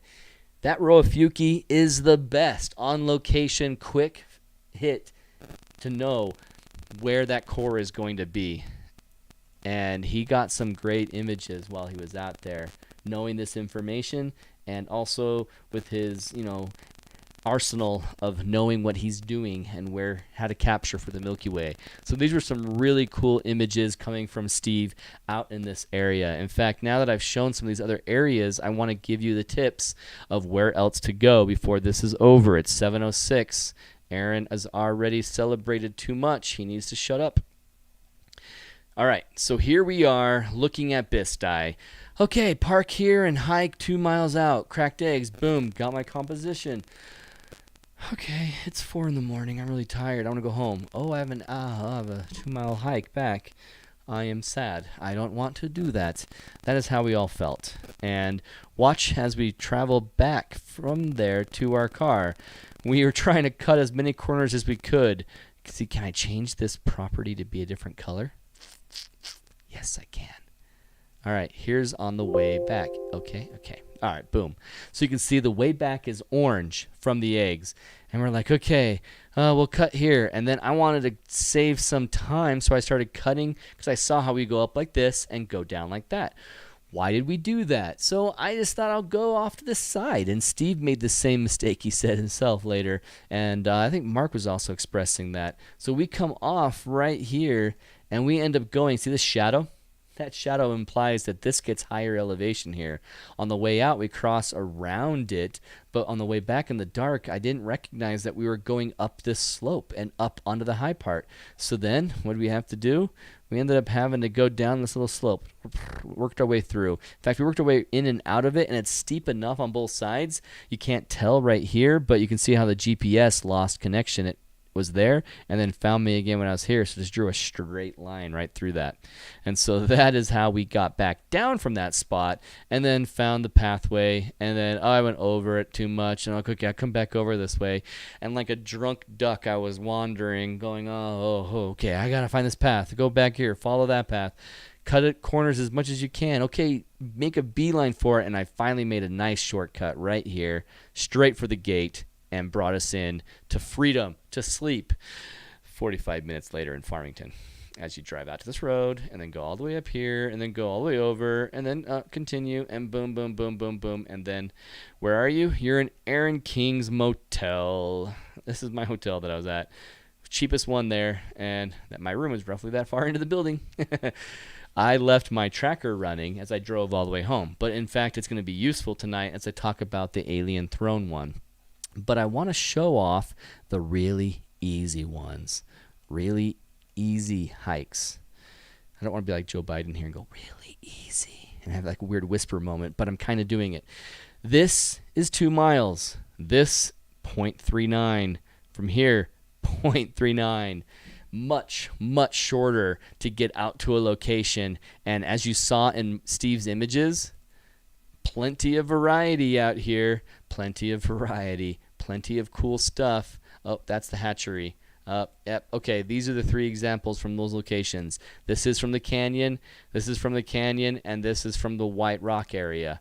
So let me go back into, I've opened up tons of images. Let me just close all of these. Close, close, close, close, close, close, close, close. Boom, here we go. So now, when you walk out from the park, if you guys give me a chance, I'll create a little guide that I can share with you that'll give you this hiking path so you know how to get in here. But you can see how it's really not hard to see that it's obvious.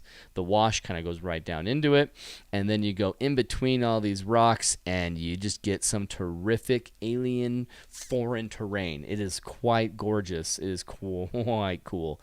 You can see how these little back and forths we went. We just really loved it out there and had a blast that second night out here in what Steve is calling Milky Way Canyon. And I love that name, Milky Way Canyon. Then another short walk on flat terrain. Then you end up in this area. And at the very beginning, we were kind of scoping it out for the first time. And I wasn't quite sure if I was going to love it. And turns out every rock is like an ankle biter. It's just at like knees and lower. It was just not quite. I didn't see you talking about navigating when I suggested as a topic. Chris Whiting's like, I didn't know I was recommending a topic that you're actually doing right now, which is what I was hoping. Figuring out and navigating in the dark or navigating to the location. Yep, I'll do a specific one about all these steps and how all of this works so that you have it, Chris.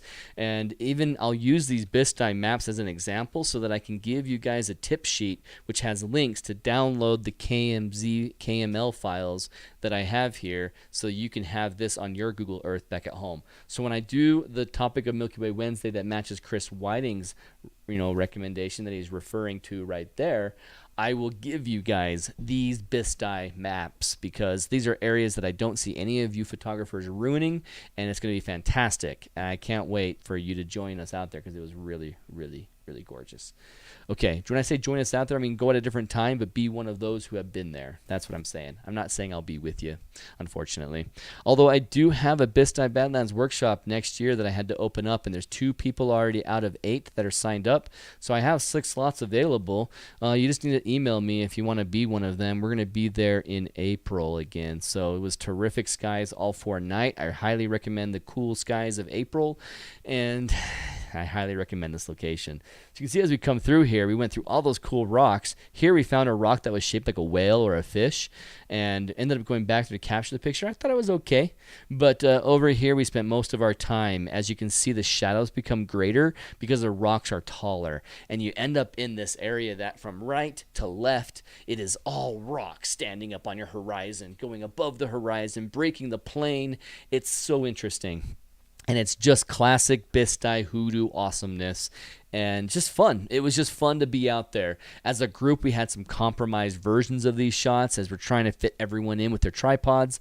But, man, it really turned out. Okay, I'm running out of time. Let's finish up the last of this. So this area right off this northern parking spot, you can see it's even marked. If you ever drove to this spot right here and you've been here before, the only part you have to worry about is this. It's been washed out a little bit, and so you have to go boom, boom, over it and just go slow, and if you have good clearance, you have no trouble. It wasn't clearance as much as V-shaped and tough to get in and not scrape your way out, but it was no trouble to get through that, and then it's flat, drive, easy, right to this spot, only like 12 seconds away, maybe 3 seconds away, and then you walk across the open terrain and make your way into these white hoodoos, and it's so neat. And I just knew from exploring with Google Earth, you can see my green shapes that I put on here. It was like points of interest that I wanted to try out. Looking at this terrain, I thought that could be really interesting. Looking at some Google images, I just thought this could be a great spot. I hope those turn out. And when we had a night that we needed to not hike as far, and I decided to try this and that, they turned out brilliantly. Not to brag, but man, they just turned out brilliantly. So, loved it. Now, the last Bisti area that I will talk about for the night before we give away our V and Z bracket. Alyn Throne. And I'm zooming out to show you the full drive from Farmington down to Alyn Throne. You're on the main road that's paved right up until this point. Then you hit this road, 7650. And you take that in, and you just keep going straight until one of, not your first right turn, but a right turn that shows up here. Well, what we did is we had this portion of the map saved on our Gaia app, and I'll show you, like I told Chris, in that Milky Way Wednesday, I will show you how to use the Gaia app to import, because unfortunately my tracks doesn't do the importing, it will do the exporting. So with Gaia, I import, still for free, I think. Maybe I can't say that because I did pay for Gaia. Double check with someone in the future that hasn't paid for it to see if they did have to pay for that feature to get the import, and I'll verify it during that Milky Way Wednesday. But you import the KML, then you can watch yourself get to this point, and you drive on that dirt road, you know, oh, here we are, take a right here, and we just drove all the way in, and without that path, it wouldn't have been totally certain at this point. But everything else, you can see the terrain. This is really easy road. In fact, this road was better than the dirt road back here, because coming off of the freeway, you're on a rocky dirt road, kind of like the kind of rocks that make you wonder if you'll pop a tire on them rocks. But then you get to no rock, totally flat, totally smooth road all the way to this point. Then this is where you need a little clearance, and it's mostly just because you have ruts. You can't see it here. It's far more paved now. It's more like this. You see this shape all the way out to this point. And so you can see where we drove right on this pathway all the way out, and I don't know why that kind of has a sharp corner. I think it's just a GPS glitch more than anything. But we go through there, follow the ruts, follow the pathway. Sometimes you go up higher on the ground, or sometimes you drive inside the ruts if you're not afraid of your bottoming out in the middle. And you just go right up into this point where you park. And you'll see a lot of people parked right here. You can see that this place, when you're there, nothing difficult whatsoever to park on. And I love my Ford Explorer getting me there. It was great. And then this hike, very easy if you stay on the white sections. These white sections are hard terrain, hard to walk on, like pavement almost, you know, so it's nice to walk on. Then you get into sandy areas. You can see how I constantly would like lose track in the sandy. I'm like, no, go back out here. It's definitely worth it. Even though I know I'm going to this point and I'm here, walking straight through that with the sand was not as much worth it as just going a little bit extra distance, doing a little banana shape, and hitting it on the harder to walk on terrain. And hard meaning firm, the firmer to walk on terrain. I gotta say that way. Even when you get to these hoodoos, you're like, wow, that's really cool. I could take a picture here. It just feels kind of silly to drive that far to go here and hike only 3 minutes and be like, yeah, here I am. So you don't really stay here, but there's already interesting stuff right there. So if you're one of those like a mega rally, a Mary Beth Kaczynski, you will be out at Alien Throne, then you'll be out at Three Kings, then you'll be out here at the end of the night because you just can't stop yourself. That's what mega rally's like. Yes, you'll capture them in that case, but I would never come here just for this. I would come here just for this if you really want a short version of the hike and do Three Kings. It's interesting, but you get a lot of the same kind of stuff out at Bisti too. But these were very isolated and by themselves and kind of interesting, the Three King hoodoos. Kind of cool. But what's really cool and amazingly worth it to come all the way in here, and it's not that far, it's like a 1.39 total round trip. And so you're really not hiking that far. Oh, no, one way. 1.39 one way. So it's kind of like going out to the Cracked Eggs, but a little bit less in reality. If you go this side, it's a little bit further because there's a loop you can see on all trails that goes out this side. But then this pathway is great. Word of caution. It is nuts. It is nuts.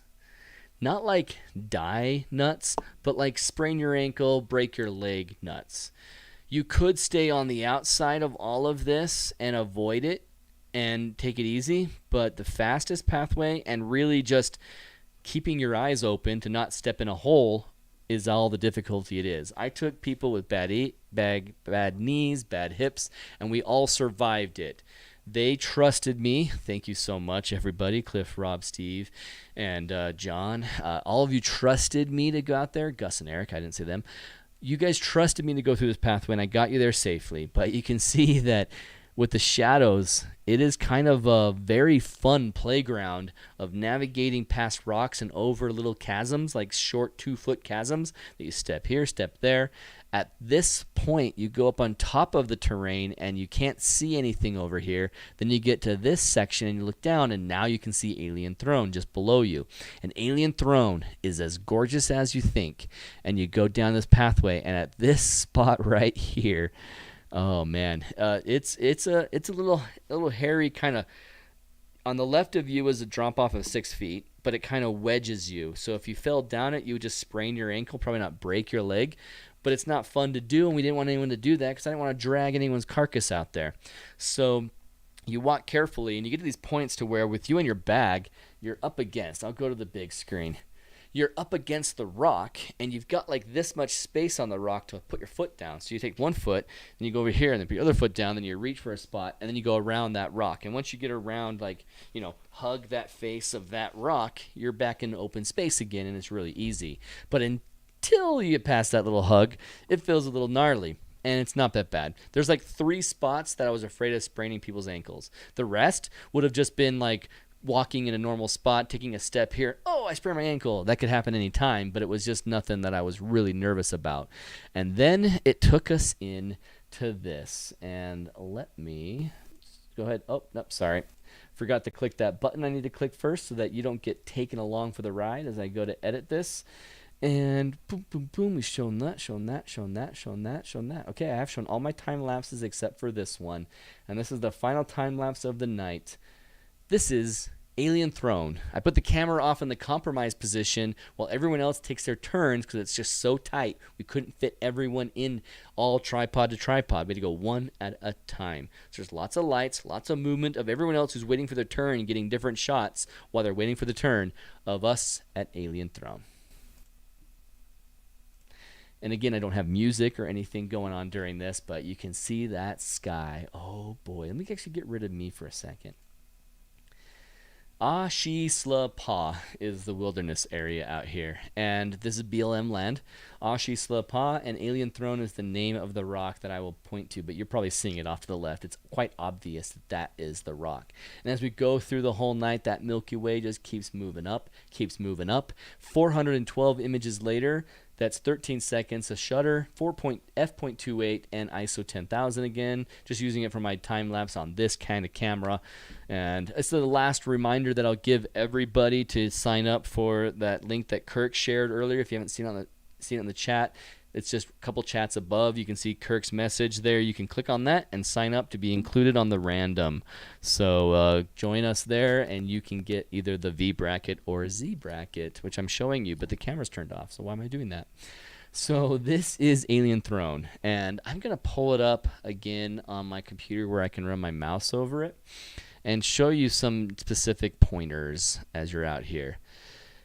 Very cool terrain, and you'll see some of the examples of the challenges of running into that time lapse. Oh, you know, this circle. Let's bring the circle down.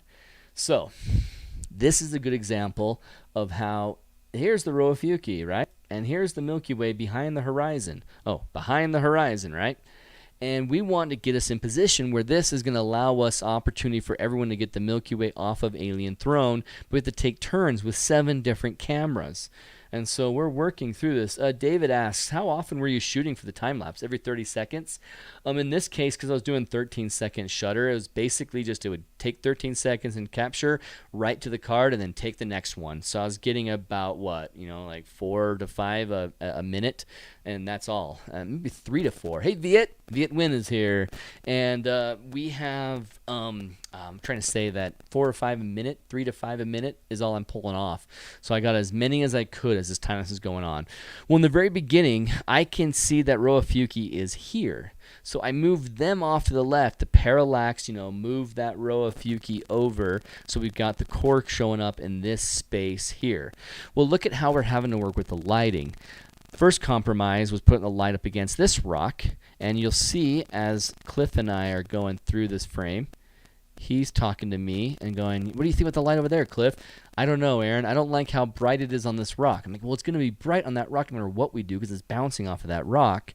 He's like, but can we move it off of those rocks? I want to shoot them. I'm like, okay, let's try something behind these rocks. So then I move the one light source back here. And you can see how it goes back. In fact, I might even just go to, where are you? Wow, Lightroom. I'm going to go back into here and show all photographs. Let's go back into my frames here for that night. Yeah, you can see everything quite well.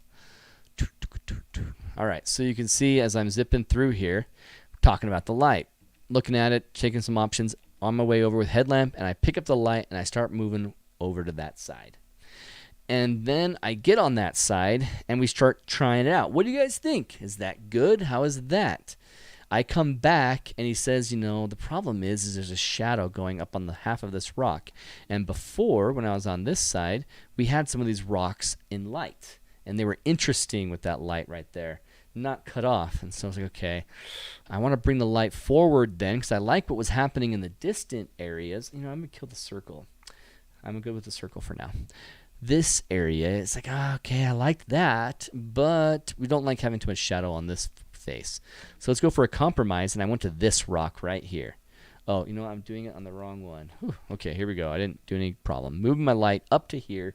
You can see me even holding the tripod with the light on it, and now I'm thinking, okay, I'm going to just collapse the tripod and put it face up, kissing this rock, and let's find something about this that works. Now I've let go of the tripod.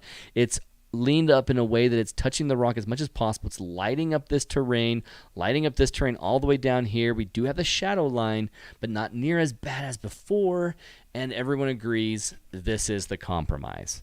It would be great to spend more time in getting it more perfect. Let me show you Steve's image again. I'm going to go to Steve's shot of Alien Throne. This is more directly shot on while someone else is capturing, and you can see Steve's shot here. I'm wishing that we had more dynamic lighting other than the shadow right here and a little bit more shape on this. So having the light off to the right of this one more and getting more dynamic lighting inside would have been better, would have been stronger. But we had that compromise that we had to make. And so that's the tough part about low-level lighting. You will have to find a compromise that you enjoy. And if you're in a group, it's hard. And like you can do is getting another light behind here that'll fill, or not fill, but like a rim light from behind, or even a third light, a fill, and like 2 or 3 lights. And like Kirk has mentioned right there, 2 lights is always better, gives you softer shadows. And so with this timing that we were working with, we couldn't quite master 2 lights. We needed to hurry. We needed to get going. And so I couldn't go that distance, and we had a compromised version that worked well enough to show the subject, light it in an interesting way, especially from this perspective where you can see a craggly kind of cool alien throne, not the typical shape. So you'll see how in this time lapse how I actually move people around during their turn. And right there, here we go. Let's go through this some more. And then as we're getting ready for the Milky Way to get in position, we're wanting it to go, Cliff photobombs my time lapse. He sits here in front, realizes he's in front of it. He's like, oh, hey, here I am. And then he stands up. Every time I'm at Bisti, someone likes to photobomb my time lapses. And Cliff, he's the one who did it this time with his delicious treat as he was waiting for his turn. So we're waiting for that Milky Way to get into position. That Milky Way is moving. Milky Way moving. It's almost time. And then when you see me rejoin his camera, it's time to capture. All right, let's go. How about we try this? How about try that? Okay, no, let's give us more time. Okay, we're thinking more things, blah, blah, blah, blah, blah. Let's go back to the time lapse, the longer, faster time lapse. You can see I'm moving around with him. And then now, photobomb.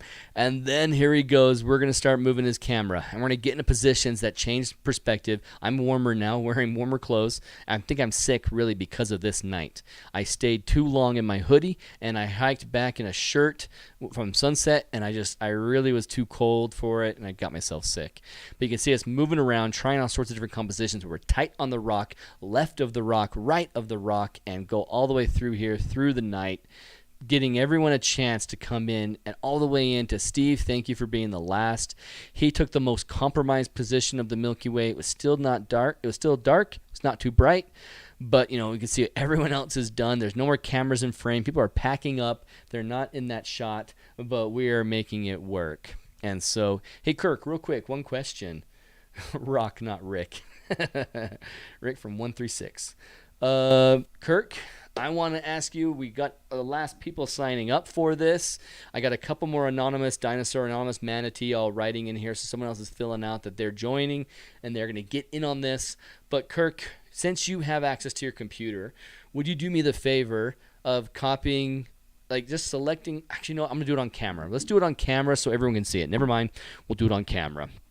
I will open it up in the background because we're going to give away this lens, this V bracket or Z bracket, and I want to make sure that everyone sees that I'm doing it in a legit and fair way. So I'm going to open up the live stream entry. So this is your last reminder to get on there, get your name, and get your suggestion out there. Everyone's names who's on here are going to be the names included. And so make sure you get ready. Make sure you get ready. I'm going to move this over there, and I'm going to go back into the live stream. Rick Sanchez. So Steve says, hey, there were 3 vehicles camped about a quarter mile from where we parked. Most of the campers were at the main parking area Aaron showed.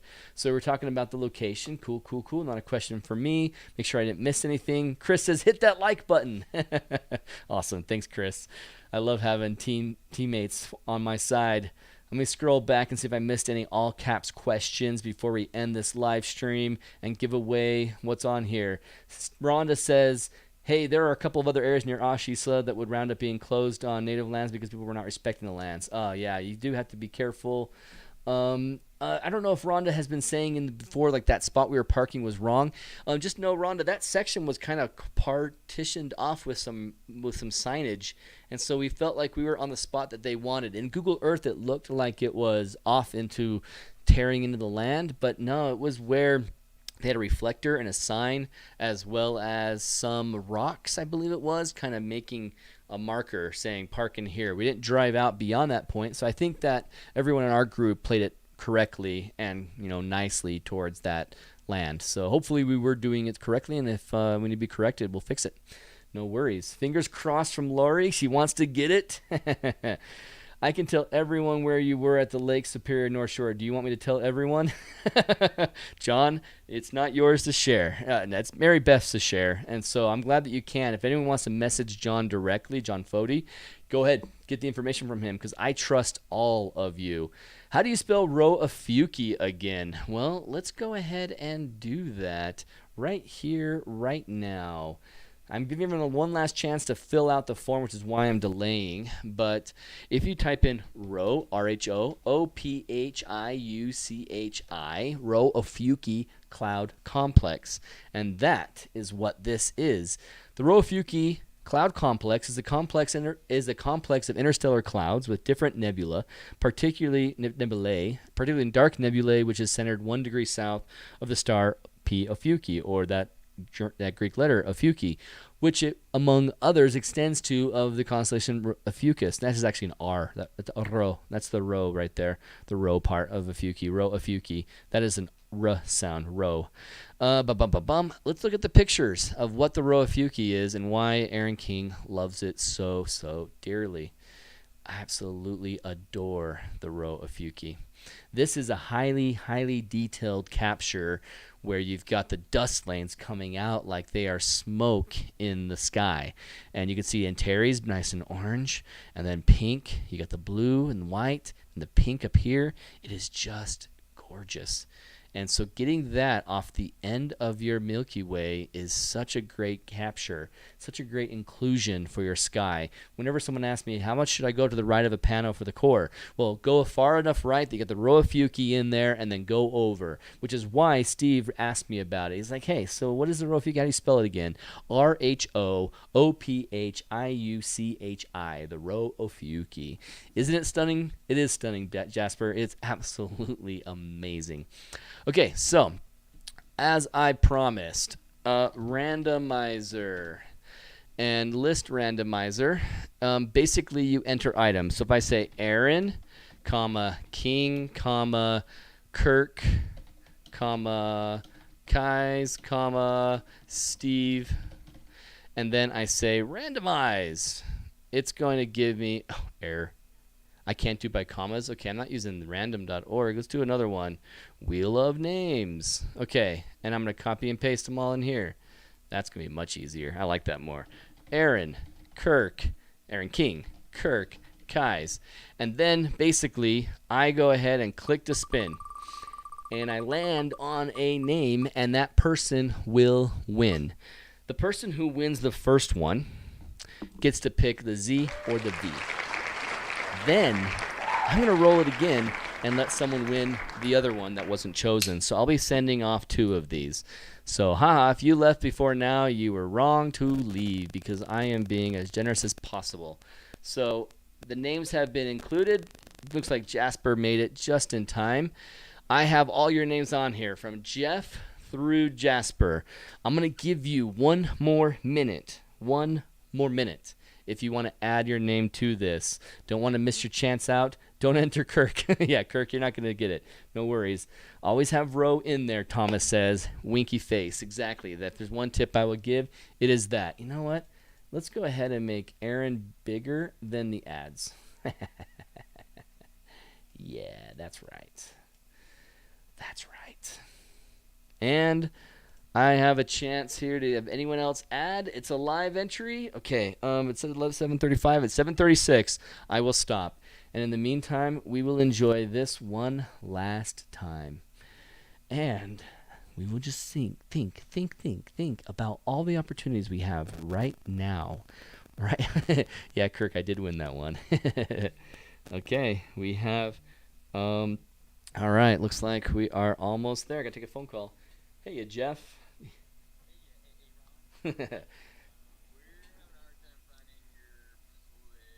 Are you guys at my place? I am just about finished with the live stream. Come to door 7. You'll see the Photog Adventure sticker on the bottom right corner of the thing. So hang out with me. I'm live right now. You guys can talk amongst yourselves, but now I'm back on live.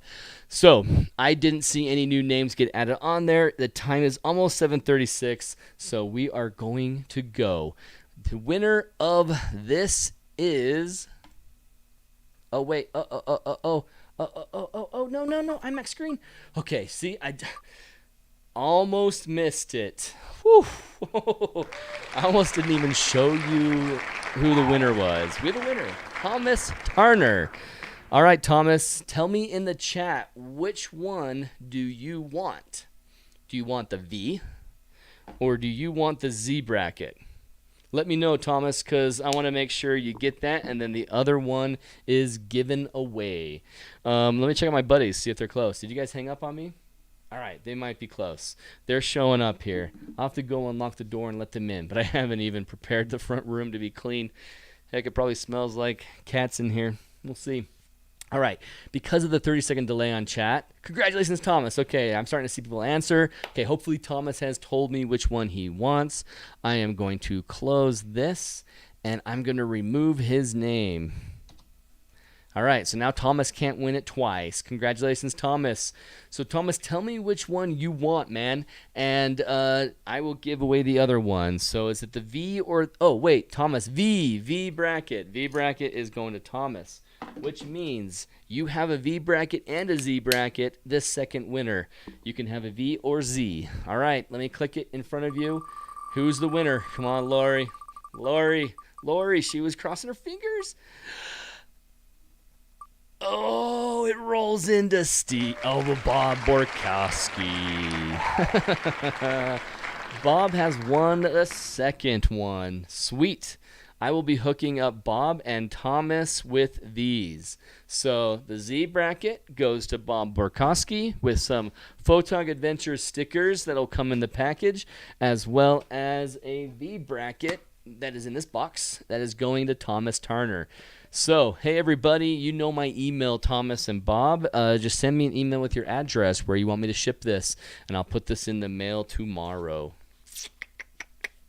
All right, Shelby Diamond Star Mary Beth says, thanks, Aaron. Always fun to hang out. Congrats to everybody who won. Aw, come on, Steve says. Hey, good news, everybody. Look at this.